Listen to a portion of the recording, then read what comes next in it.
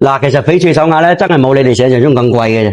呢度咧就係我生活咗半世嘅地方啦，2代人嘅源頭加工翡翠工廠。身邊嘅朋友都成日咁樣問我嘅，點解咁熟啊？咁大年紀啦，仲要出嚟拍視頻？我只能夠講咧，我熱愛翡翠呢個行業嘅。我已經喺平洲成30年啦，一半人生都已經係深耕翡翠嘅啦。而家呢個行業咧已經太過魚龍混雜啦，唔少手鐲已經莫名其妙咁炒到天價緊。呢個就係我一路以嚟都唔理解嘅。至於點解要拍短視頻呢？係因為我外甥教識咗我用互聯網，要跟上時代，亦都係同時俾你哋睇清楚。喺我呢度呢，冇所謂嘅市場中介茶水費嗰啲嗱嗱雜雜啲嘢嘅，喺我呢度出嘅貨呢，全部都係源頭批發價嘅，1、2千蚊嘅手鐲呢，我只收取10%，即係100-200嘅加工費就得噶啦，夠晚餐食就得噶啦。好似呢批喺我工場呢度啱開嘅料，俾大家睇一睇。呢個手鐲呢，點樣從一個毛坯到成品嘅加工過程。